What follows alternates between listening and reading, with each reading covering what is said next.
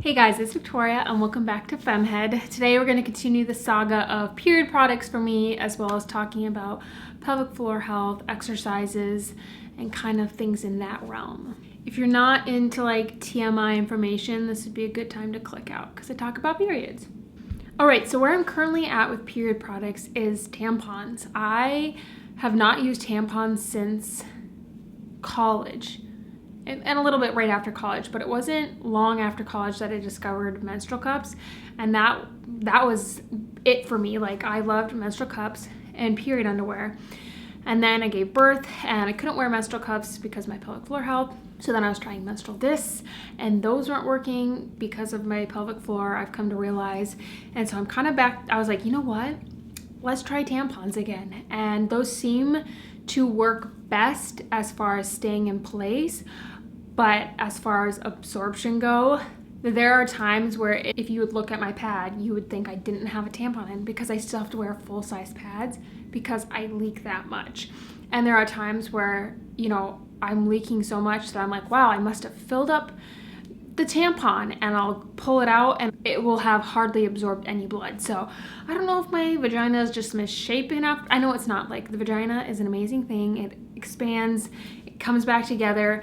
I'm just not quite sure what it is about either my vagina, my pelvic floor, or whatever it is that is not making tampons a solution. Why the tampons just can't expand to fit, you know, mold into the shape of my vagina. I've also learned recently that our vaginas are shaped more like sleeping bags than like cylinders. So I've been using August brand like tampons, and I have some like panty liners and pads left of them, but I'm working my way through their tampons and I really like them. And it's a great company and I love the owner. I don't know her personally, but I like her vibe. That's where I'm at, and it's not a perfect thing. I will also like go back and try out discs every like once a period just to see like where we're at, but I always end up having to take it out and go back to tampons. They sometimes work better at the tail end of my period when my flow is really light, but on the heavier days it's not good because my pelvic floor will pop them out of place, because how discs sit inside of you is they tuck up behind your cervix and then up behind your pubic bone, and something about my pelvic floor just like pops out of place from my pubic bone. And I've tried different sizes, different styles, and it's not happening. So I'll like check in and see how that's going, but then I always have to be like, okay, back to like pads or tampons. Like I said earlier, I know the root of all these issues is my pelvic floor health. I went to physical therapy for my pelvic floor about a year ago now, and I went for several weeks. And I got to the point where like I had a good idea of like the exercises I needed to do and all that.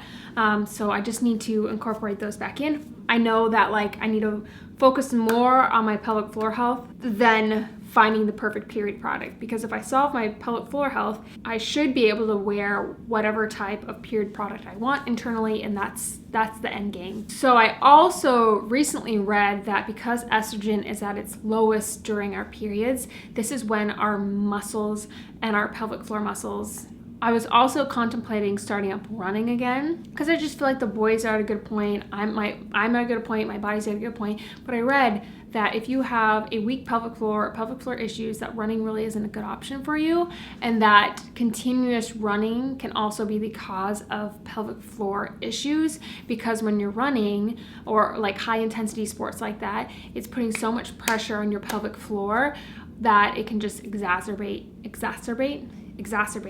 the issue. So I was like, okay, well, we'll put a flag in that for later on, and we won't be running anytime soon. I have recently started doing PVolve exercises. It's a brand of exercises, I guess, and it's a subscription-based exercise, and I'm not affiliated with them at all. They're into like functional movement exercises, and I am much more into like yoga, Pilates, like slow and not high intensity workouts. Like, I'm not one doing burpees, anything that's jumping around. Like, that's just not my style of working out. So I was like, you know what, this sounds like this could be right up my alley. So I did the free trial and I was like, oh, this is right up my alley. And they have a 30-minute like pelvic floor exercise that I'm going to start incorporating in a couple times a week, focusing on my pelvic floor exercises and strengthening the muscles around it. I know will also benefit. So my focus right now, more so than focusing and finding a period product, is healing my pelvic floor.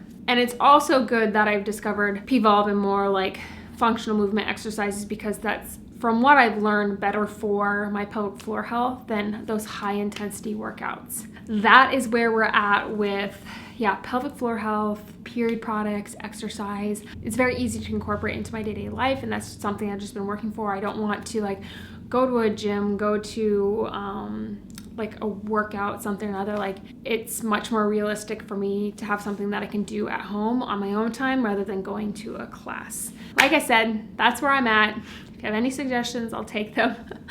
But if not, thank you so much for watching, and I'll see you guys in my next video. Bye.